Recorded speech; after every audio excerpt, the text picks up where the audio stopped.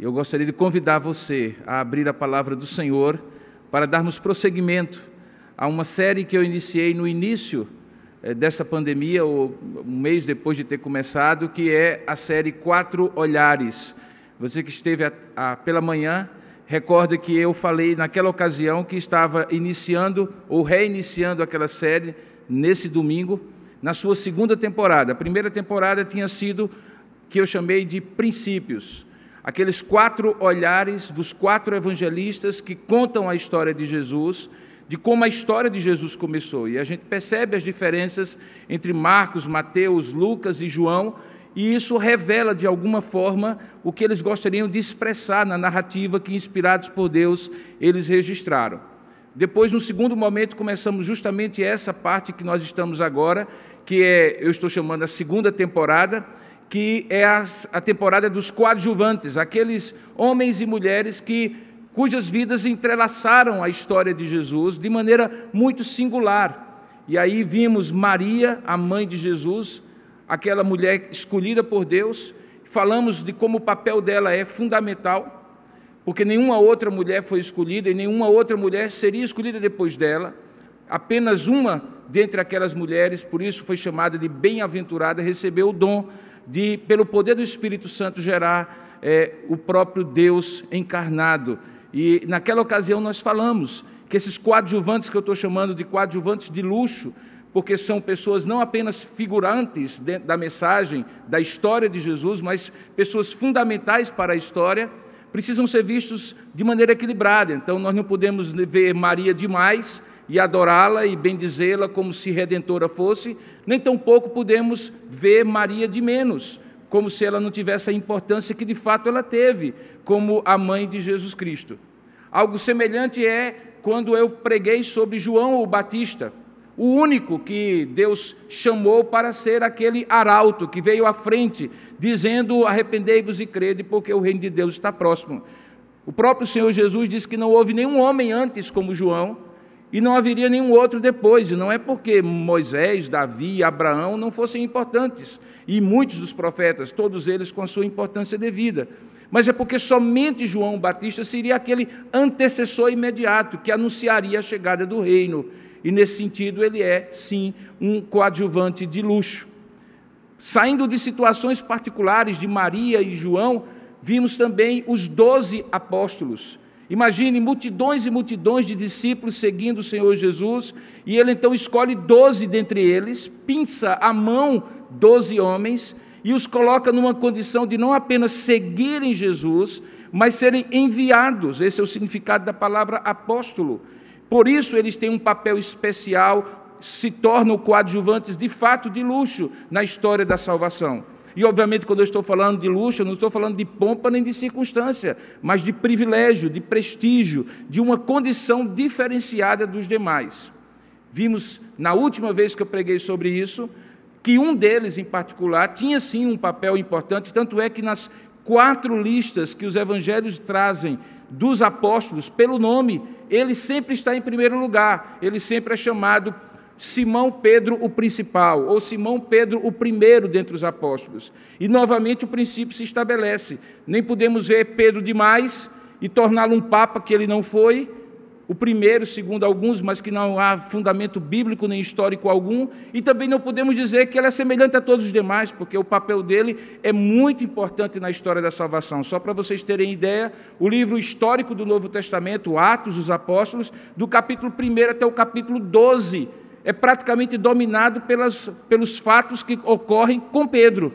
Só a partir do capítulo 13, quando Antioquia da Síria aparece, o apóstolo Paulo, que já é convertido no capítulo 9, toma aquela iniciativa de ser apóstolo aos gentios pelo chamado de Deus, é que Pedro vai saindo aos pouquinhos de cena, mas até o capítulo 12 ele é o principal dos apóstolos. Ele está no topo da lista que os evangelistas narram sobre os apóstolos. Só que no sentido diametralmente oposto, lá no finalzinho, tem uma figura também que infelizmente entra para a história. mas que entra para a história, como eu gosto de dizer, para o lixo da história, porque toda a referência do Novo Testamento sobre ele, tanto nos Evangelhos como no livro de Atos, é que ele se chamaria, ou se chamou, Judas Iscariotes, aquele que traiu Jesus. Então, se Pedro é destacado no topo da lista pelo seu papel importante na história da salvação, Judas também tem um papel importante, mas diametralmente oposto, porque ele é aquele coadjuvante que sempre tem uma possibilidade de querer estragar a cena que está sendo narrada pelos evangelistas. Hoje, pela manhã, nós vimos uma dessas cenas, que foi a cena da Santa Ceia, de como ele foi um homem que revelou na interioridade de suas ações aquilo que no seu coração havia, aquilo que ele exteriormente fez, revelava os traços de sua personalidade, de um caráter depravado, ainda que dissimuladamente seguindo a Jesus. Vimos como ele era ambicioso, como ele premeditadamente procurou os principais sacerdotes e ofereceu, entregou de bandeja, vendeu Jesus por 30 moedas, o valor de um escravo morto por acidente, como a lei de Moisés descrevia. E hoje à noite eu gostaria de ver com vocês uma outra cena bastante significativa e que revela um pouco o caráter de Judas, não mais aquilo que ele deixa antever ou aquilo que ele deixa transparecer dos seus vícios de caráter, das suas fissuras de caráter, mas aquilo que ele efetivamente faz, os atos de traição concreta que acontece no jardim do Getsemane. E esse é o texto que eu gostaria que você abrisse aí na sua Bíblia, que se encontra em Mateus capítulo 26. Eu passei para você, Rubenilton, João capítulo 18, mas foi por engano. Então, as pessoas que estão assistindo aí, que estão vendo o letreiro na transmissão, não é João capítulo 18, é Mateus capítulo 26. Depois vocês me puxam as orelhas aí, porque a idade vai chegando, a gente vai confundindo até os evangelhos. Mateus capítulo 26. Eu gostaria de convidar você a abrir, porque possivelmente, a partir do verso 1, porque possivelmente esse texto é o texto mais completo para você compreender o que eu estou chamando de cena da traição, que acontece justamente no Jardim das Oliveiras, ou naquilo que ficou conhecido como Getsemane. Abra, portanto, aí Mateus capítulo 26, a partir do verso 1, nós vamos ler aos poucos esse capítulo. Agora, para um pouquinho, e antes da gente ir para a leitura, e antes de orar pedindo a Deus a sua iluminação, eu gostaria de chamar a sua atenção para o que eu desejo com isso. Qual é o meu objetivo com essa mensagem de manhã e à noite? Eu não tenho dúvida, irmãos, como eu falei pela manhã, que nada do que aconteceu com Jesus, mesmo o plano mais sórdido de Judas, das autoridades judaicas, religiosas, das autoridades romanas, seria capaz de frustrar, de tirar de Deus, da mão de Deus, o controle da história. Você vai ver nesse texto vários momentos em que claramente é dito que tudo o que aconteceu estava determinado a acontecer, e estava determinado a acontecer porque cumpria profecias para que o Filho de Deus morresse na cruz e nós tivéssemos a redenção que nós temos. Não há nenhuma dificuldade, porém, de que, mesmo crendo nisso, nós possamos olhar a responsabilidade pessoal, intransferível, de Judas e de cada um daqueles personagens nos atos de traição. Por um lado, havia uma pré-ordenação de Deus, mas, por outro lado, cada um deles foi pessoalmente responsável pelo ato que cometeu.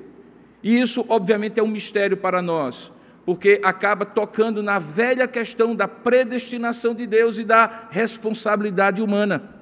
Que Deus pré-ordena todas as coisas é fato, está no decreto eterno de Deus, a Bíblia está recheada de menções a isso.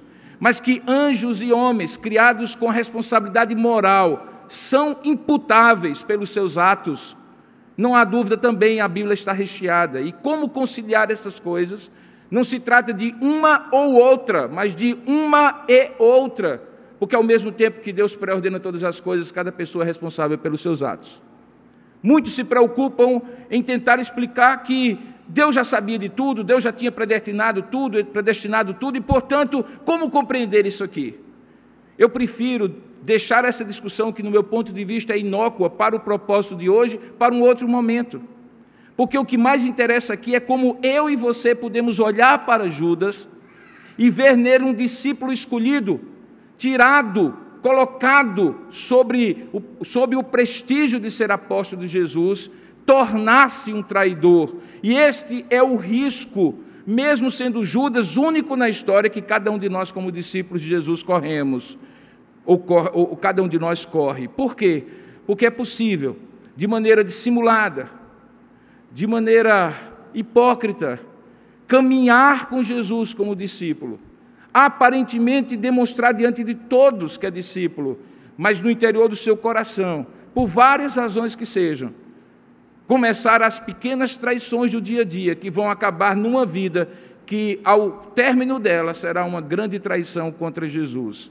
Para que tal não aconteça comigo e com você, para que a gente não fique pensando filosoficamente como organizar a nossa ideia sobre a predestinação versus a responsabilidade humana, mas para que a gente foque no que cabe a nós, que é a responsabilidade humana, é que essas duas mensagens de hoje pela manhã e à noite foram preparadas. O meu desejo é que, ao final do culto, você saia daqui dizendo assim: eu preciso ser mais cauteloso, eu preciso vigiar mais meu coração, porque se um homem como Judas, que comia da mão de Jesus na Santa Ceia, traiu Jesus de maneira tão deslavada, de uma maneira tão cruel, premeditada, dissimulada, é possível que o meu coração enganoso, por mais que eu pense que não, também me leve a atos de traição que eu preciso vigiar para que Deus não seja desonrado na minha vida. Bom, tendo feito essa longa introdução, vamos começar o sermão, porque alguns poderiam pensar, o pastor já começou a pregar antes de ler o texto. Mateus capítulo 26, abra aí, por gentileza, a partir do verso 1, e eu gostaria de ler com você a palavra do Senhor. Diz assim: tendo Jesus acabado todos esses ensinamentos, disse a seus discípulos: vós sabeis que daqui a 2 dias celebrar-se-á a Páscoa, e o Filho do Homem será entregue para ser crucificado. Então os principais sacerdotes e os anciãos do povo se reuniram no palácio do sumo sacerdote chamado Caifás e deliberaram prender Jesus à traição e matá-lo. Mas diziam entre si: não durante a festa, para que não haja tumultos entre o povo. Ora, estando Jesus em Betânia, na casa de Simão o leproso, aproximou-se dele uma mulher trazendo um vaso de alabastro cheio de precioso bálsamo, que ele derramou sobre a cabeça, estando ele à mesa. Vendo isto, indignaram-se os seus discípulos e disseram: para que esse desperdício? Pois este perfume podia ser vendido por muito dinheiro e dar-se aos pobres. Mas Jesus, sabendo disso, disse-lhes: por que molestais essa mulher?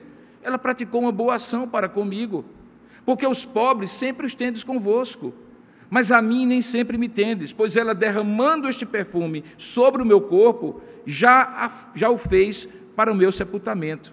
Em verdade vos digo que onde for pregado em todo o mundo este evangelho, será também contado o que ela fez para a memória sua.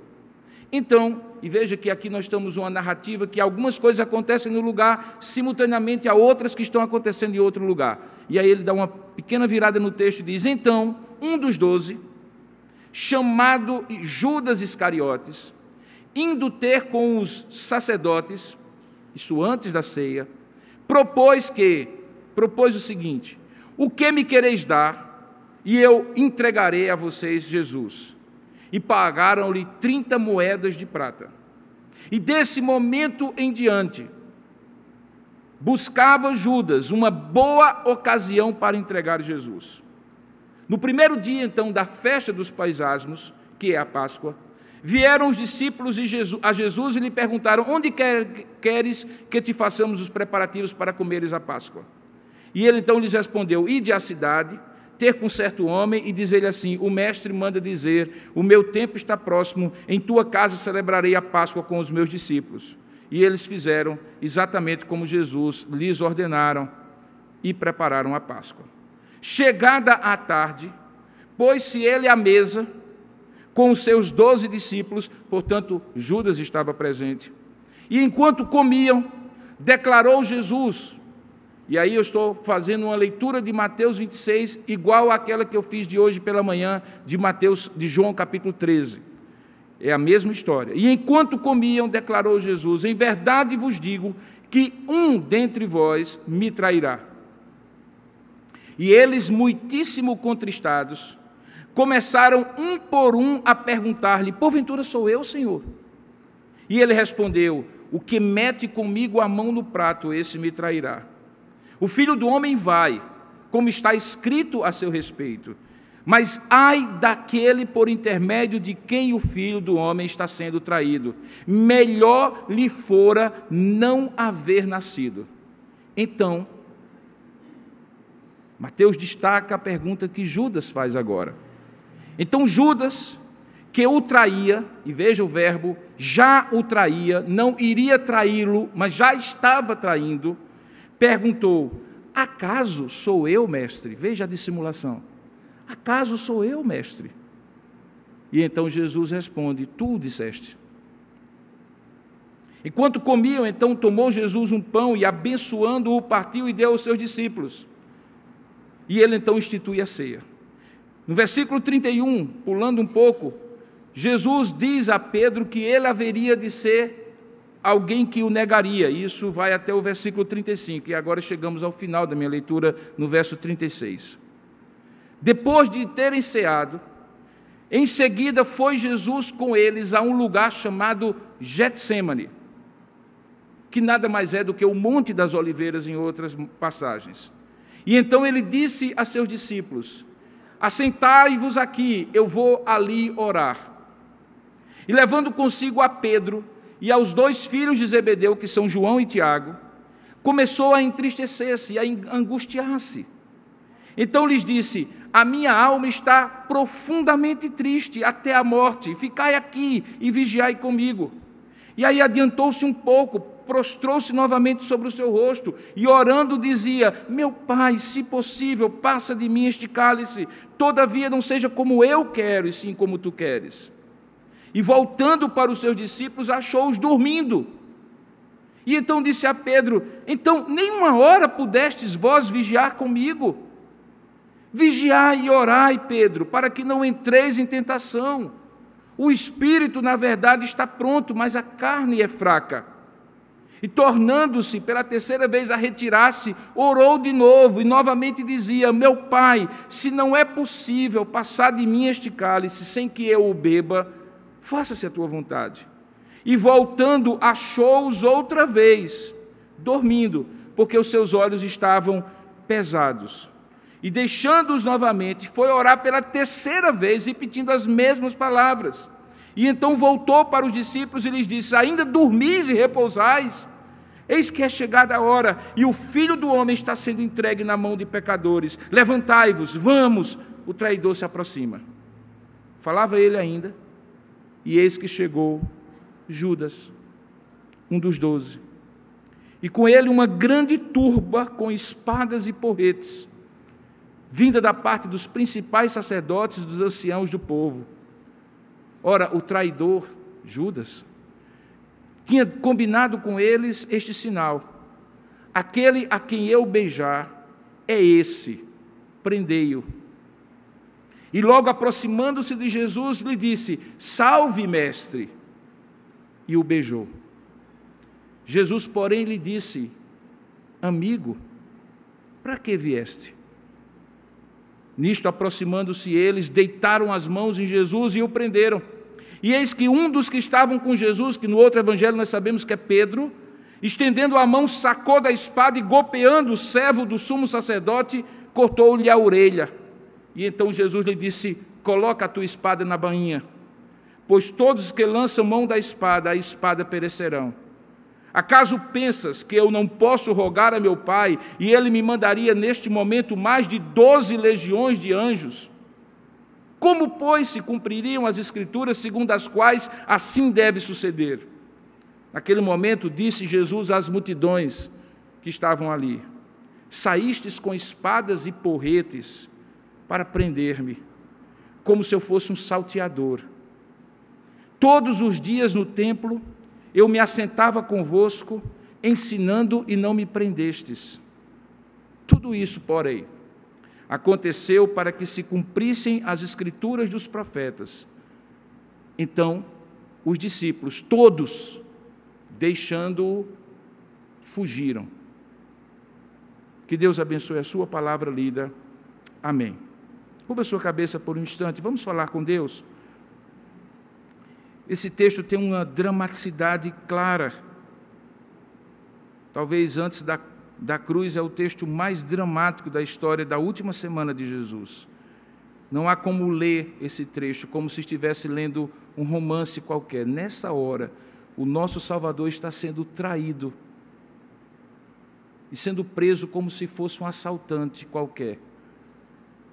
Peça a Deus nesse momento que você tenha a devida noção dessa história, não como história qualquer, mas como a história. E que nesta noite, seja você que está aqui, seja você que está participando à distância, Deus lhe leve a entender o que estava por trás da traição de Judas. E fale ao seu coração: ó Deus, nós oramos que assim seja, que pela Tua graça e misericórdia, de fato, o Senhor nos permita ouvir a Tua voz. E que cada um de nós possa ser transportado na nossa mente àquela situação, e o Teu Espírito nos conduza a entender o porquê dessas palavras, desses diálogos, deste episódio, desta cena, onde o Teu Filho foi preso, de maneira inocente, por causa da traição de um discípulo dissimulado. Ó Deus, dá-nos agora a Tua clareza, o discernimento do Teu Espírito. Fala ao nosso coração. É o que nós oramos em nome e para a glória de Jesus. Amém, Senhor. Esse trecho eu falei para você, talvez seja o capítulo que resume numa sucessão muito rápida de acontecimentos e de cenas, enquanto uma está acontecendo no jardim da Getsêmani, outra está acontecendo no palácio do sumo sacerdote, enquanto uma tem Judas tomando iniciativa e pedindo um acordo comercial para vender Jesus por 30 moedas de prata, aqui está Jesus com os discípulos, 3 deles mais próximos dele, Pedro, Tiago e João, orando e se preparando com absoluta consciência de que sua hora estava chegando e, portanto, tudo que haveria de acontecer naquela noite não seria coincidência, mas seria de fato, dentro do propósito de Deus, um cumprimento de profecias. Esse texto que nós lemos, ele é dinâmico assim como eu coloquei na leitura, porque ele acontece de uma tarde para uma noite, com exceção das primeiras partes, dos primeiros versos desse capítulo, quando a preparação da Páscoa está em foco. Todos eles acontecem assim, de uma hora para outra. É como se aqueles muitos riachos começam a se juntar num rio caudaloso, com uma correnteza forte que acelera os fatos, e que todos os evangelistas narram de maneiras diferentes nos seus 4 olhares, e que Mateus é magistral quando mostra 2 realidades, que são aquelas que eu mencionei. Por um lado, nada do que aconteceu aqui foi por acaso, mas Deus estava no controle, e claramente Mateus deixa isso notório quando fala que, para que se cumprisse a Escritura, o próprio Jesus dizendo: o Filho do Homem haverá de ser entregue, e assim por diante. E por outro lado, que cada uma daquelas personagens teve uma responsabilidade muito clara, muito explícita, que levou Jesus à cruz. O nosso foco, como falei, é ver de que maneira concreta o que efetivamente Judas fez e que caracterizou aquilo que nós chamamos de traição de Judas. Como eu falei pela manhã, a palavra que é usada quando diz que ele é traidor, é que ele entregou, é a tradução do verbo grego paradidomai, que significa aquele que entrega, ou como se fosse um objeto que é entregue a alguém, uma encomenda que é entregue a alguém. De fato, era uma encomenda não encomendada, porque foi ele que encomendou a traição. Fica claro no texto que foi ele que tomou a iniciativa. E como eu falei pela manhã, a vontade de comer juntou-se com o apetite, enquanto os sumos sacerdotes religiosos, por despeito e inveja, ambição pelo poder religioso, viam em Jesus um desafeto, um oponente, um competidor. Judas, por motivos os mais vis, ambição, dissimulação, premeditação, mesquinhez de alma, mediocridade de propósito, cumpre esta função de ser aquele que entrega, aquele que paga a encomenda que lhe foi dada por 30 moedas de prata. Você acabou de ver que, propositadamente, pela inspiração de Deus, Mateus coloca alguns personagens que nós podemos colocar por contraste com Judas. Por exemplo, ele coloca aqui a figura de Pedro, que é um contraste natural, porque ambos traem Jesus, ambos negam o vínculo afetivo, espiritual, o discipulado que Jesus tinha feito com eles. Vocês se recordam, por exemplo, que Pedro é aquele que nega, no momento do julgamento, logo depois disso, que sequer conhecia Jesus. Mas o desfecho da vida de Pedro e o desfecho da vida de Judas são diametralmente opostos. Ambos pecaram, ambos eram discípulos. Ambos, de alguma forma, negam e traem o vínculo com Jesus. E embora, obviamente, de maneira objetiva, o que Judas fez foi muito mais sério, porque ele não apenas omitiu-se, negando o vínculo, mas ele entregou o seu próprio Senhor aos algozes. O fato é que em um e em outro, duas dinâmicas espirituais aconteceram. O texto diz que Pedro entristeceu-se profundamente, e lá na frente ele é restaurado, embora já tivesse desistido de si mesmo. É naquela hora em que Jesus o vê na pesca maravilhosa, já totalmente desalentado e desanimado, e o chama, e ali faz aquelas famosas 3 perguntas: Pedro, tu me amas? Tu me amas? E aí restaura Pedro ao apostolado. Mas no desenvolver desse texto, o que acontece com Judas é o oposto. Tomado pelo remorso, e o texto é muito claro, não era arrependimento, e a grande diferença do remorso para o arrependimento é que o arrependimento é a mudança e o remorso é apenas o sentimento da desgraça. Remorso está muito relacionado com vergonha diante dos outros, e não necessariamente com culpa, porque quem sente culpa, convencido pelo Espírito, se é discípulo do Senhor, isso se traduz em mudança, em arrependimento, em decisão de não caminhar mais nessa direção e passar a caminhar na outra, coisa que não aconteceu com Judas, que apenas se condoeu diante do fato de que ele havia entregue o inocente, e agora vergonhosamente tinha 30 moedas nas mãos, que não lhe serviriam para nada, e ele então vai e se suicida, como nós conhecemos a história. E o suicídio dele é muito significativo, porque é uma espécie de expressão da justiça própria. É como se ele dissesse assim: para mim não tem jeito, eu tenho que punir a mim mesmo pelo mal feito que eu fiz. Quando, na verdade, quem é de Deus realmente reconhece: para mim não tem jeito, mas porque a graça de Deus é superabundante, Ele tem como consertar o mal feito que eu fiz. E aí se arrepende e busca a graça, e por isso é perdoado. E essa é a grande diferença do discípulo do Senhor, verdadeiramente discípulo. Por isso que aqui é contado por Mateus o aviso que está do versículo 31 ao versículo 35, que Jesus faz de Pedro. E como Pedro é ingênuo, como Pedro é aquele que precipitadamente diz assim: nunca, Senhor, eu te negarei. E Jesus então diz assim: nada, antes que o galo cante, tu me negarás 3 vezes. O contraste que Mateus quer estabelecer aqui é que é possível ter, sim, queridos, como Pedro e como Judas, uma falha profunda de caráter, não ser resoluto, não ser perseverante, ser volúvel, como é característica do coração humano, que é enganoso e desesperadamente corrupto. Não é que Pedro é melhor do que Judas. O texto aqui quer demonstrar exatamente o contrário, é que Pedro e Judas são igualmente pecadores, que eles não tinham sido chamados como discípulos porque eram melhores do que os demais, ou dentre eles havia um melhor do que os outros. Não, todos são igualmente pecadores. A grande diferença é que, diferentemente de Pedro, Judas tinha se agregado ao ser chamado por Jesus como seu apóstolo, já havia se agregado como discípulo, de uma maneira dissimulada e descomprometida. Isso fica claro quando a sua fé é provada.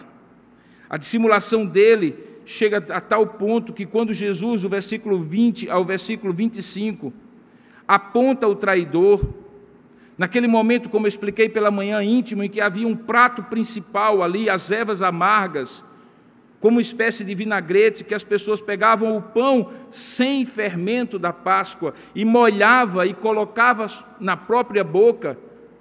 Ele recebe o privilégio, o luxo de Jesus pegar com a mão dele, colocar no vinagrete e colocar na boca de Judas para que ficasse claro que aquilo que estava profetizado, aquele que põe a mão comigo no prato, esse me trairá. E é exatamente isso que acontece.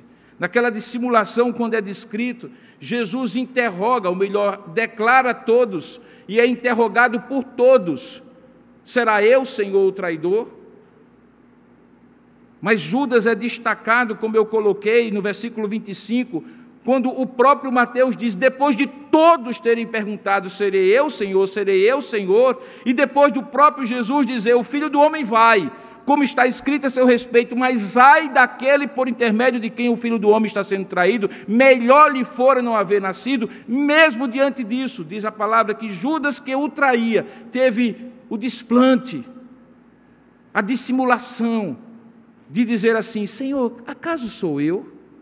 Não sei se exatamente nesse tom, mas num tom que ficou muito claro para Jesus que ele tinha consciência de que estava de fato traindo. E embora os outros não conseguiram perceber que era ele o traidor, entre ele e Jesus havia clareza. Jesus sabia que ele era o traidor e ele sabia que estava traindo já Jesus, quando tinha feito o acerto com os sumos sacerdotes. De modo que quando Jesus lhe responde no final do versículo 25, tu o disseste, Jesus utiliza-se das próprias palavras de Judas para a condenação do próprio Judas. Coisa que ele faz também diante do interrogatório que vai suceder. E todas essas circunstâncias são preparadas no mesmo dia, coisas assim, uma em cima da outra, para chegar àquilo que eu chamo de o ápice da traição de Judas, que acontece justamente do verso 36 ao verso 46, que é o foco da mensagem. O texto diz que Jesus já conhecia, e os seus discípulos também, aquele lugar para onde eles tinham ido. O Monte das Oliveiras, quem visita Jerusalém ainda hoje, é separado da esplanada do templo pelo ribeiro de Cedron. É possível ver do templo o Monte das Oliveiras, inclusive a Catedral das Nações, e é possível ver do Monte das Oliveiras o pináculo do templo, as muralhas do templo e o Domo da Roca, que hoje é uma mesquita muçulmana, aquela imagem clássica de Jerusalém. Era comum que as pessoas tivessem ali, no Monte das Oliveiras, um lugar de repouso. Imagine milhares de pessoas, dias e dias, fazendo a festa da Páscoa, vindo de todos os lugares de Jerusalém, e estando naquele lugar para os sacrifícios da Páscoa, para as comemorações da Páscoa, havia pregadores leigos, além dos sacerdotes que estavam fazendo os sacrifícios, que ficavam naquela esplanada, milhares de pessoas, dentre as quais Jesus que estava ali. E quando chegava ao fim do dia, eles corriam, porque a cidade ficava cheia de gente, para as pequenas cidades vizinhas que se viam de cidades dormitório. Algumas delas, para ir a algumas delas, precisava passar pelo Monte das Oliveiras. Provavelmente, inclusive, para ir para Betânia, a terra de Maria, Marta e Lázaro, onde Jesus costumava se hospedar todas as vezes que ia para Jerusalém. Quando eles passavam pelo Monte das Oliveiras, ali havia uma casa, que era a casa de fazer azeite. Getsemane traduz a ideia de uma prensa de óleo. Aquelas oliveiras que eram tiradas, eram colocadas naquele moinho, esmagadas pedra contra pedra, para que dali saísse o óleo e vários tipos de refinos faziam com que aquele óleo fosse útil para iluminação, para alimentação, e também o óleo mais sagrado que era levado para o templo, o óleo mais fino, mais refinado. Aquele lugar era um lugar de esmagamento da oliveira. Por isso tem esse nome, além de Monte das Oliveiras, Getsemane ou Getsemane. E é naquele momento que Jesus, com seus discípulos, com exceção de Judas, porque Judas saiu logo depois e só volta para prender Jesus com a turba de capitães do templo, ele diz aos seus discípulos, veja aí no verso 36, assentai-vos aqui enquanto eu vou ali orar. Nesse momento nós encontramos céu e terra se encontrando na oração de Jesus. E quando eu digo que céu e terra estão se encontrando na oração de Jesus, é porque enquanto Jesus ora ao Pai com a plena consciência de que havia um cálice que ele haveria de tomar, e esse cálice se refere ao cálice do juízo de Deus, porque todas as vezes que se fala em cálice no Antigo Testamento é o cálice da ira de Deus, do juízo de Deus. Portanto, ele tinha consciência que ali ele seria esmagado como aquelas oliveiras, para o perdão do pecado dos outros, mas ele pagaria com a própria morte, esmagado como as oliveiras eram. Ele começa, diz o texto no versículo 37, com a intimidade de Pedro e de Tiago e João, a entristecer-se e a angustiar-se. São palavras dele mesmo, quando diz no verso 38, a minha alma está profundamente triste até a morte, e pede ajuda dos seus discípulos. Ficai aqui e vigiai comigo.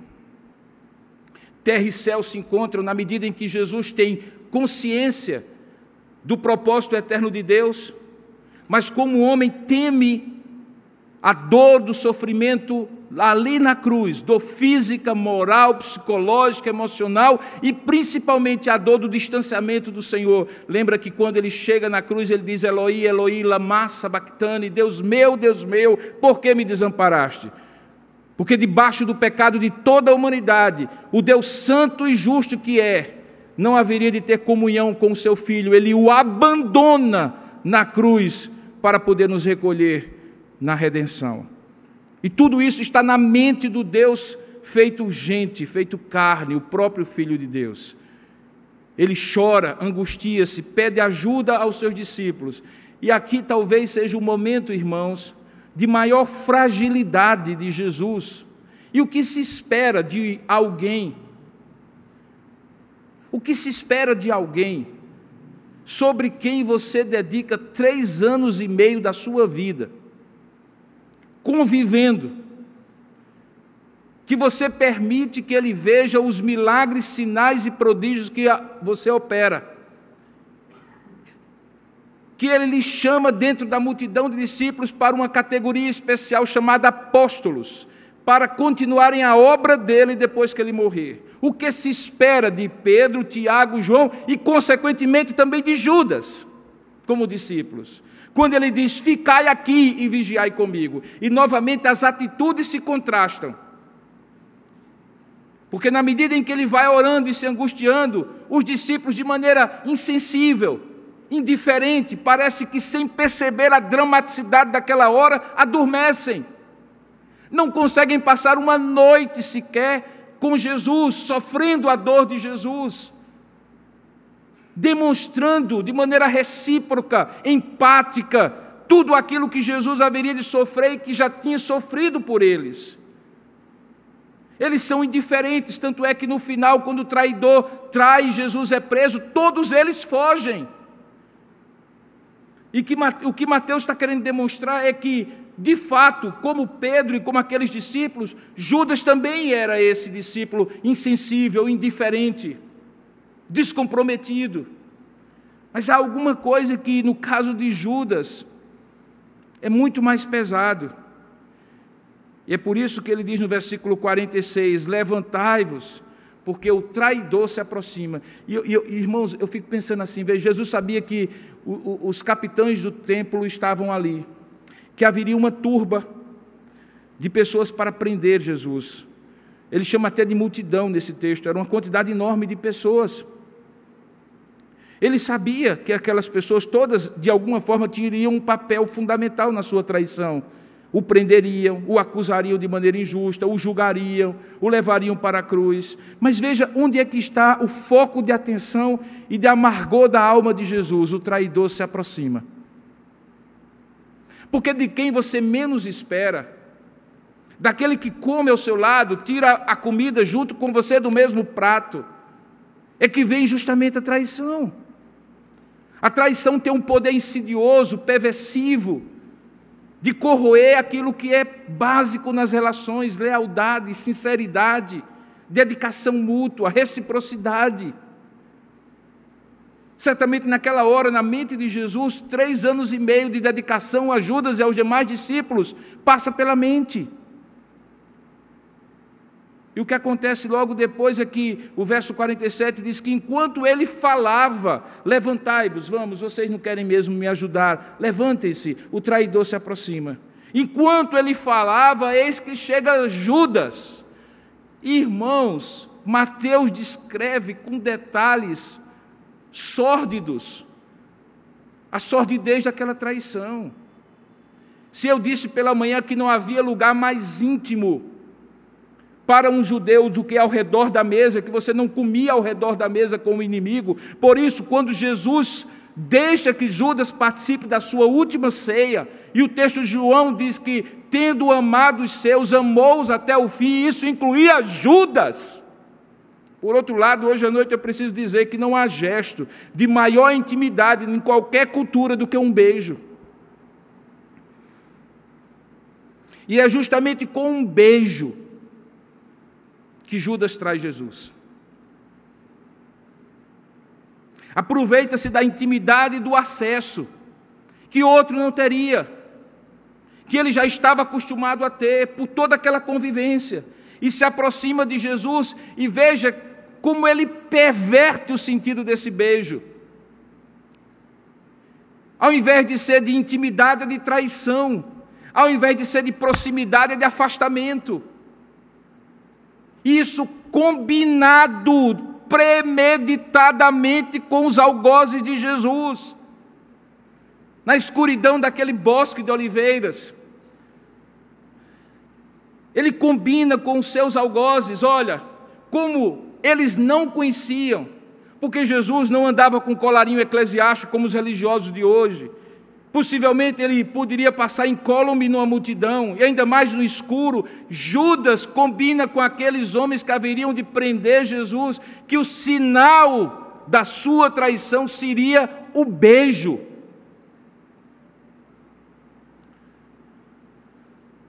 Ele perverte, irmãos, o momento mais sagrado da ceia, como eu falei pela manhã, e ele perverte o gesto concreto de maior intimidade entre duas pessoas. O ósculo, que Paulo vem a chamar lá na frente de ósculo santo, característico dos cristãos, que se cumprimentavam mostrando o afeto cristão e que os discípulos certamente já praticavam na época de Jesus. E ele perverte isso de maneira dissimulada, cruel. É quase de não se reconhecer nesse homem um discípulo. E de fato nós entendemos que ele há muito tempo, diz o texto de João, já havia sido tomado pelo diabo. A gente sabe que, pela descrição de João, quando ele recebe o pão molhado e come o pão molhado, diz o texto que o diabo toma conta dele. Mas antes do diabo tomar conta dele, ele chamou o diabo para dentro de si. Quando, sabendo que os discípulos, que os sacerdotes queriam matar Jesus, prender Jesus, ele toma a iniciativa de buscar e dizer assim: eu sou o homem, eu sou o instrumento do que vocês querem. Vocês não querem confusão no meio da multidão? Eu tenho intimidade com ele, eu sei a hora certa de entregar a vocês. E ele escolhe a hora certa, de maneira cruel. Diz o texto que, aproximando-se de Jesus, verso 49, ele saúda Jesus, dizendo: salve, mestre. E o beija. Veja a resposta de Jesus, irmãos. É de uma expressão de amor, é de uma expressão irreconhecível, impensável, incompreensível de amor. Ele se vira para Judas e diz: amigo, para que vieste?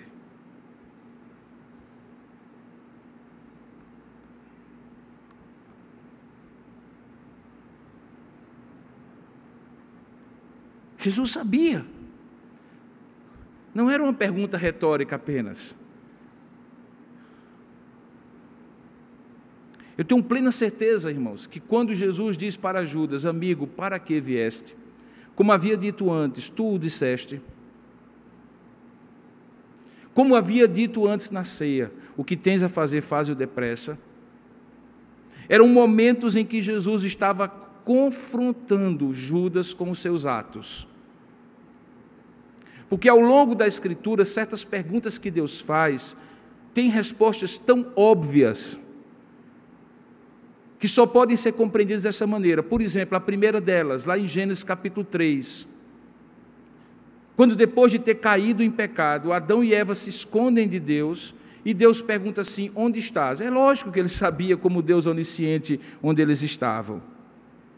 O que ele queria era: onde é que vocês estavam, onde vocês estão, não do ponto de vista da locação geográfica, aí atrás do mato se escondendo com vergonha do pecado, mas onde vocês estão em relação a mim.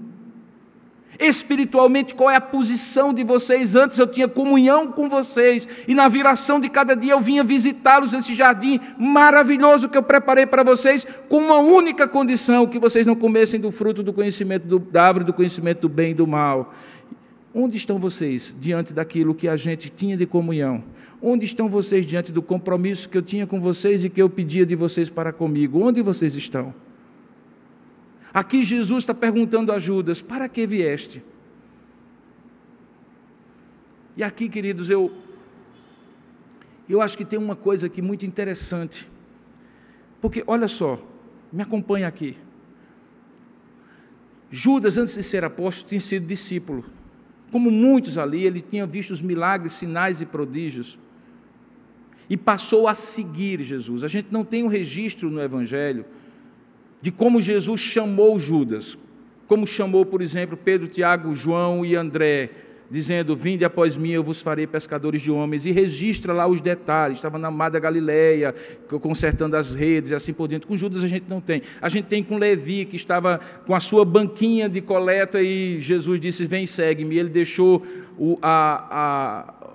aquilo que ele fazia, oprimindo o povo com impostos mais altos que o império esperava, e segue a Jesus. Com Judas a gente não tem como foi isso.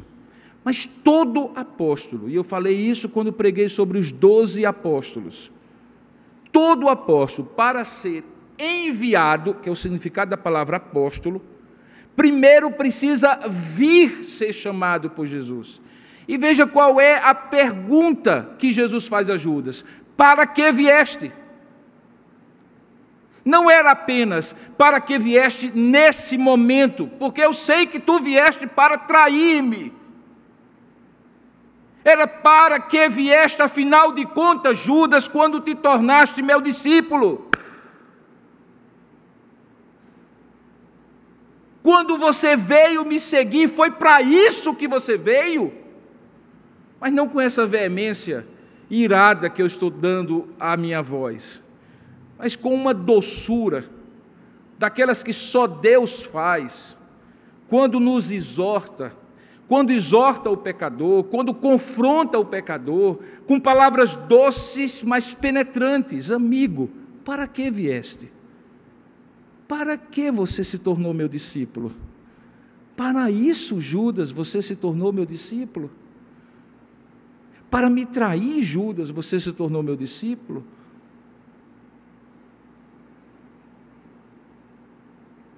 O texto diz que a resposta ficou sem resposta, porque o verso 50 diz que nisto, aproximando-se eles, deitaram as mãos em Jesus e o prenderam. E novamente uma atitude é confrontada, a atitude de Pedro, que saca na sua ira, na sua reação colérica, a sua espada e passa na cabeça de Malco, o servo do sumo sacerdote, e tira a orelha dele. O outro evangelho diz que Jesus vai lá e coloca a orelha de volta e cura aquele homem que inclusive estava ali para prendê-lo. Essa história, irmãos, se alguém inventasse um dia, era inacreditável. Ela só é acreditável porque ela é tão extraordinária que só pode ter sido inspirada por Deus.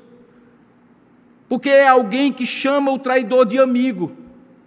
É alguém que cura a orelha arrancada por um seu discípulo para defendê-lo, sendo este que vinha para prendê-lo, como era o servo do sumo sacerdote. E veja que aqui o contraste é que a falta de compromisso e de defesa e de lealdade que Judas demonstrava com Jesus é contrastada com o mau jeito, sincero, mas mal feito de Pedro demonstrar sua lealdade a Jesus, quando tira a orelha do servo do sumo sacerdote. E o que Jesus novamente aproveita é para ensinar, porque ele se vira e diz assim: põe a tua espada de volta na bainha, Pedro. Pois todos os que lançam mão da espada, veja aí no verso 53, também a espada perecerão. E aí ele ensina: olha, nada do que está acontecendo aqui, eu não teria como reverter. Acaso você pensa que eu não poderia rogar ao meu Pai que enviasse nesse momento mais de 12 legiões de anjos? Cada legião tinha 120 homens. Portanto, era muita gente. Como, pois, se cumpririam as Escrituras se assim não fosse suceder, Pedro? E naquele minuto, naquele momento, Jesus então se dirige às multidões e confronta, dizendo assim: vocês estão me prendendo como se eu fosse um salteador, mas eu sou o Salvador, e vocês verão quando isso acontecer. Tudo isso, porém, aconteceu, dizia ele, para que se cumprissem as Escrituras dos profetas. E naquele momento levam Jesus preso, e aí vem mais uma atitude contrastada. Todos abandonam Jesus. Todos fogem de perto de Jesus. A gente coloca o peso sobre Judas da traição, e é pesada a traição de Judas. A gente coloca o peso da negação de Pedro, e é pesada a negação de Pedro.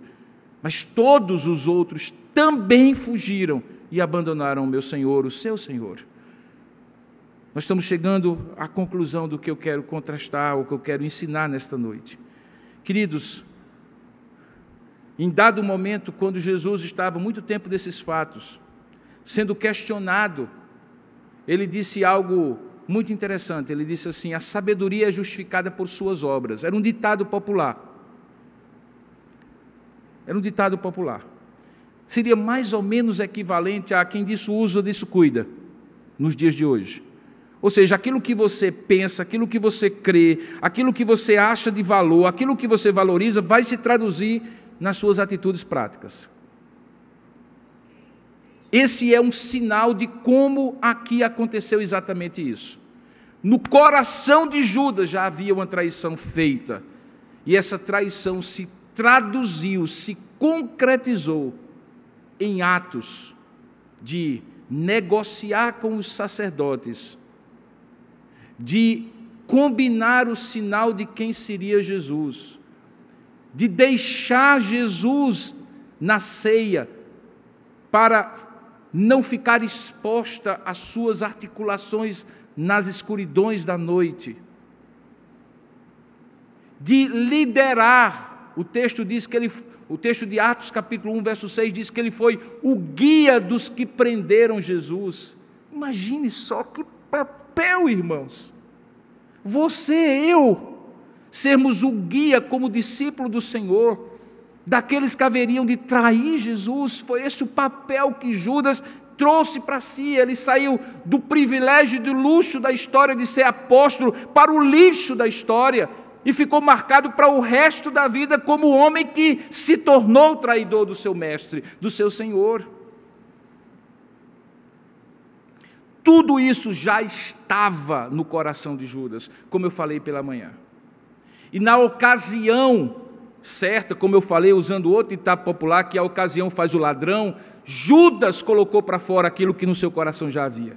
Portanto, queridos, quando a gente olha para aquilo que a gente chama de atitudes concretas de traição, a gente tem que buscar as origens dessas atitudes concretas de traição e que estavam no coração de Judas. Agora eis aqui a bomba para você sair, espero eu, não com raiva de mim. O seu coração não é melhor do que o de Judas. O meu também não. Não estou dizendo que você tem toda a possibilidade, que você vai ter toda a condição de trair Jesus como Judas traiu. Eu digo que você potencialmente tem um coração com toda franqueza, com todo carinho, com todo amor pastoral. Você tem toda a condição de ser tão dissimulado, tão desleal, tão descomprometido com Jesus como Judas teve. Porque isso não tem a ver com ser Judas ou ser Robson, tem a ver com ser humano. E é por isso, queridos irmãos, que o nosso olhar tem que ser posto sobre onde nascem as atitudes de traição. E as atitudes de traição nascem num coração que progressivamente vai tendo um relacionamento com Jesus utilitarista, interesseiro e não devotado. Esse foi o problema de Judas. Se você dá uma olhadinha na história de Judas, faz uma espécie de estudo assim longitudinal, biográfico sobre Judas, você vai perceber que progressivamente ele foi se tornando um religioso de mão cheia. Um sujeito que hoje você elegeria para ser pastor na igreja de Tambaú, para ser presbítero na igreja de Tambaú, para ser diácono aqui nessa igreja. Alguém que você daria a tesouraria, como de fato os discípulos deram para ele, da igreja.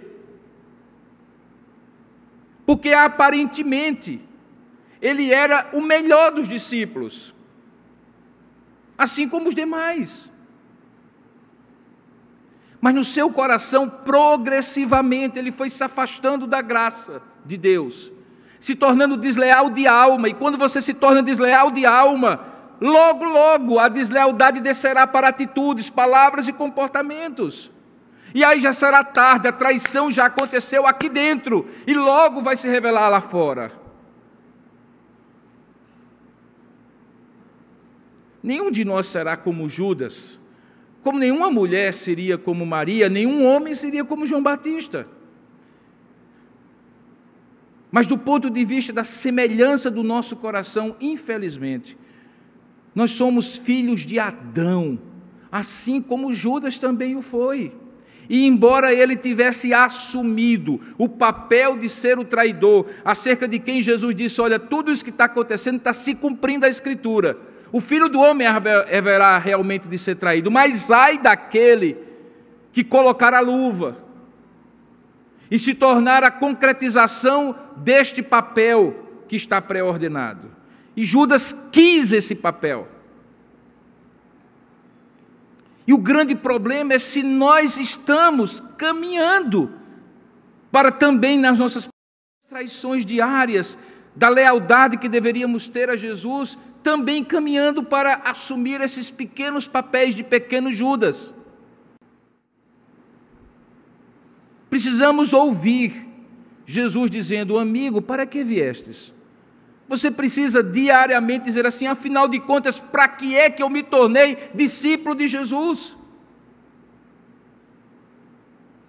Porque ainda, como eu falei pela manhã, que Deus preserve você e você será preservado, cabe a você, por ser preservado, perseverar. E essa relação da preservação de Deus e da perseverança do homem, que tão misteriosa é que ninguém consegue explicar, é muito melhor vivenciada quando você não se preocupa tanto como Deus vai lhe preservar e se preocupa mais em como você vai perseverar.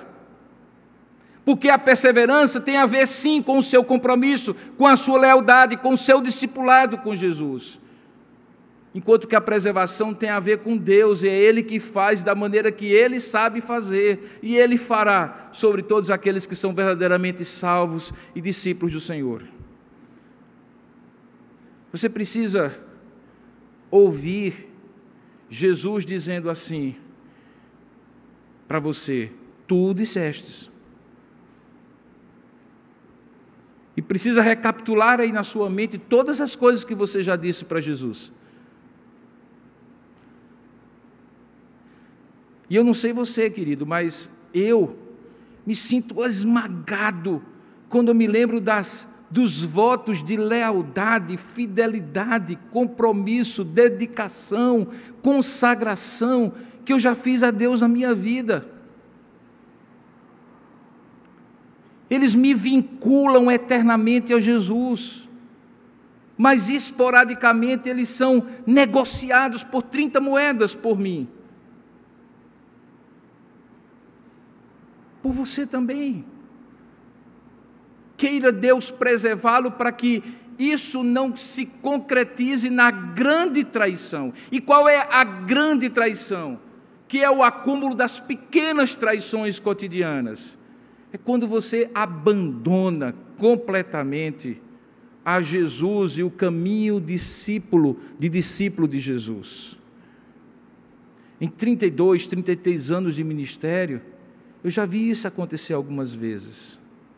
Eu tenho uma tristeza tremenda de que os dois jovens, que na época eram jovens como eu, que me discipularam em Cristo, um que me ensinou as primeiras orações, como é que eu orava, e um que me ensinou como é que eu lia a Bíblia, e como é que eu podia estudar a Bíblia, e fazia estudos bíblicos comigo. Hoje ambos estão longe do Senhor, mas não é longe do Senhor porque nunca mais vieram para a igreja, é longe do Senhor mesmo, é blasfemando contra o Senhor, é negando aquilo que criam, apostatando da fé.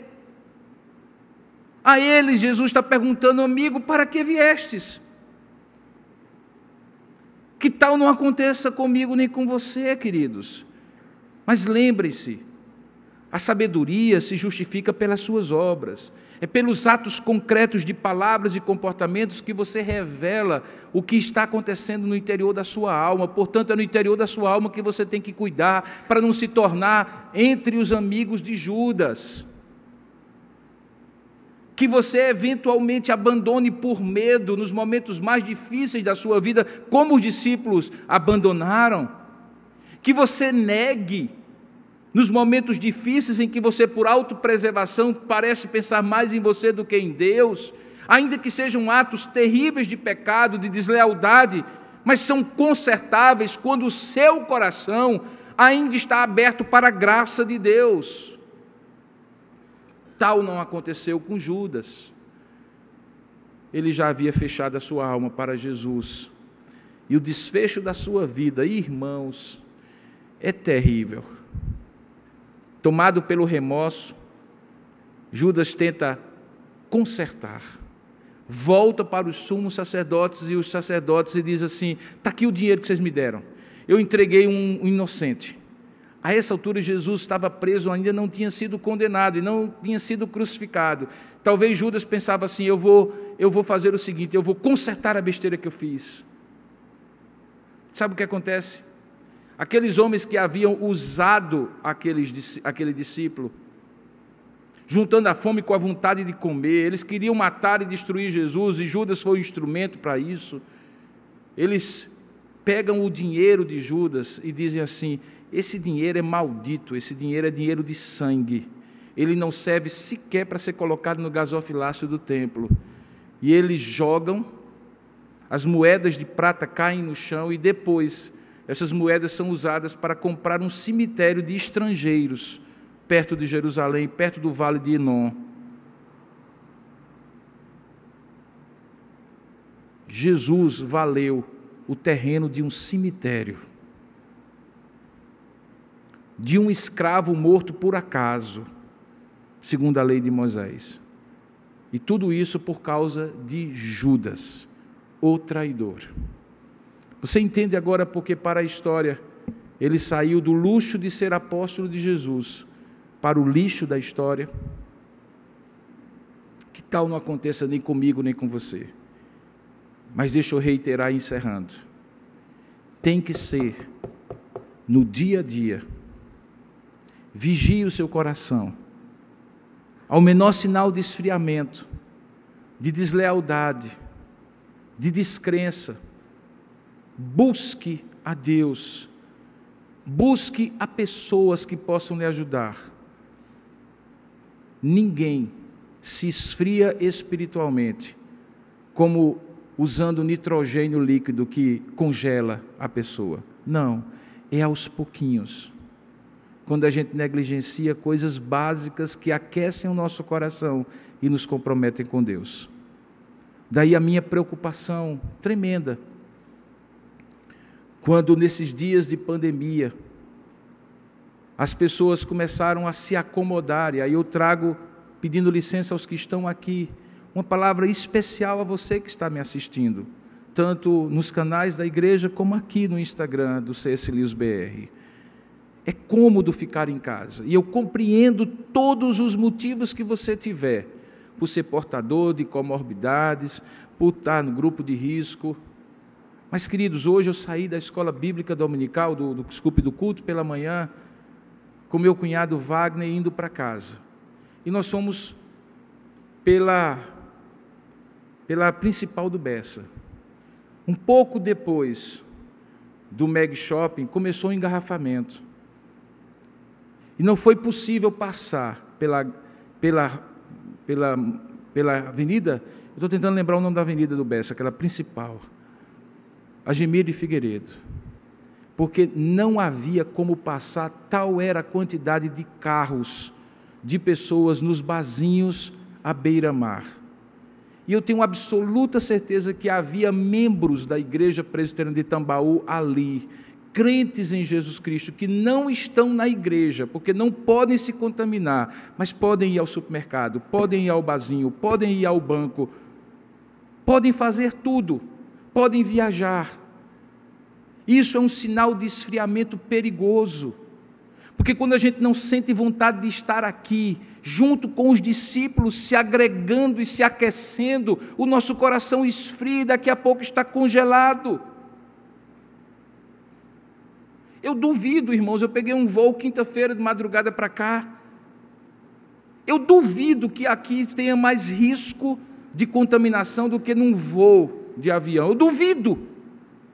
A pessoa que estava ao meu lado baixava a máscara, uma mulher passou mal e teve que ser atendida na frente da aeronave pelos médicos, pessoas espirravam, não havia um lugar sentado, mas todos estavam viajando. A gente evita ir ao supermercado, mas quem aqui já foi nesses últimos dias, vê por que razões crentes em Jesus Cristo, com todos os cuidados que nós tomamos aqui, não estão aqui para adorar a Deus nem pela manhã nem à noite. Por quê? Não seria isso sinais de um esfriamento, de um comodismo, de ficar em casa, porque realmente é mais confortável? Você imagina, quando o pastor está demorando, você pode ir até o banheiro, coisa que você não faz agora, pode tomar uma aguinha, pode de repente assistir o sermão tomando uma Coca-Cola, um suco, mastigando um amendoinzinho torrado. Tudo isso parece ser muito mais confortável do que estar aqui, mas eu olho essa situação e vejo sinais de esfriamento, e nesses finais de esfriamento, acreditem-me, muitos Judas aparecerão. Nos momentos, antes que alguém me interprete mal, que todos aqueles que não estão aqui são Judas, eu estou advertindo que não deixem o esfriamento tomar conta no coração de ninguém, nem dos que estão aqui, nem dos que estão lá, por nos acostumarmos a uma vida religiosa.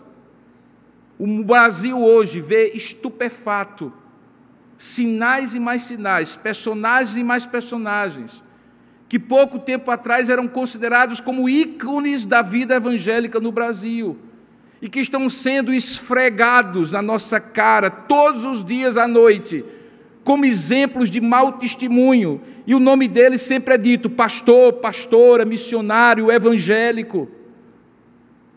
É perceptível que está havendo um esfriamento e o mundo está esfregando na cara da igreja o descompromisso dos crentes que têm facilmente começado como discípulos, até sendo chamados para serem enviados como apóstolos, mas no meio aparecem 30 moedas de prata e uma combinação que no frigir dos ovos, como diziam os antigos, vai acabar na traição de Jesus. Não aquela, essas que a gente comete no dia a dia.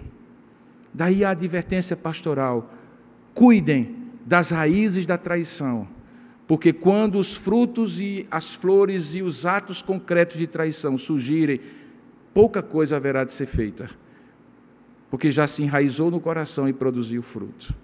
Que nós possamos, de maneira contrita, lembrar, por exemplo, agora que nós vamos cear.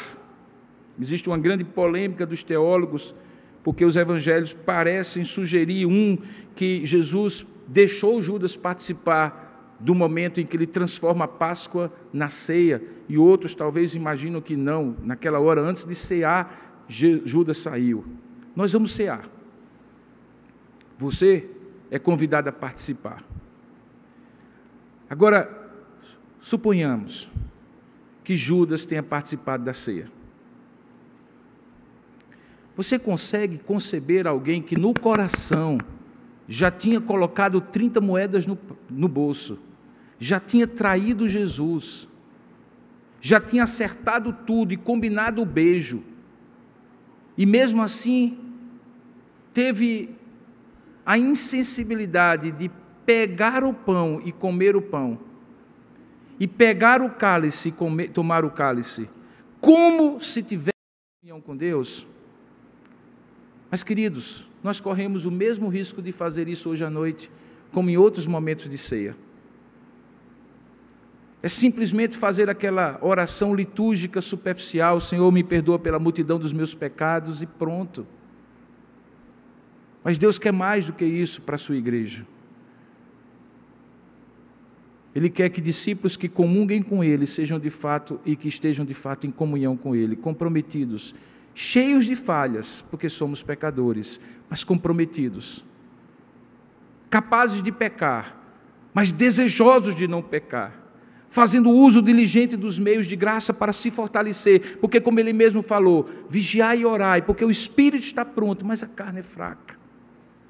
Se for assim, você vai participar da ceia hoje, de uma maneira que não foi a maneira que Judas e aqueles que o negaram Jesus, como Pedro, e que abandonaram Jesus, participaram, não como discípulos desleais, mas como discípulos comprometidos. Que Deus nos ajude, que Deus fortaleça o nosso coração, e que esse tempo difícil que nós estamos passando seja um tempo que Deus, provando o seu povo, separe joio e trigo, deixando muito claro quem é quem no Senhor. E não serei eu que direi quem é joio e quem é trigo. As próprias atitudes de Judas revelaram que ele era o filho da perdição, aquele que haveria de ser o traidor. Que Deus nos ajude para que não sejamos, em momento algum, como Judas. Curva a sua cabeça por um instante, vamos falar juntos com Deus e clamar a Deus e pedir isso a Deus. Tanto você que está aqui como você que está nos assistindo, vamos orar a Deus juntos. Ó Deus amado e querido Pai, nós rogamos a Ti misericórdia, porque bem sabemos, ó Deus, o potencial que há em nós de Te desagradar, de Te desonrar, de fazer aquilo que não Te agrada, porque somos a semelhança de Judas, pecadores. Caminhamos contigo, mas frequentemente somos desleais a Ti. Perdoa as nossas deslealdades, para que possamos de fato e de verdade ser comprometidos contigo, que nós não sejamos objetos, nem instrumentos, nem agentes da grande traição contra Ti, que é Te abandonar. Perdoa-nos e dá-nos a Tua graça, Senhor. Nós oramos em nome e para a glória de Jesus. Amém.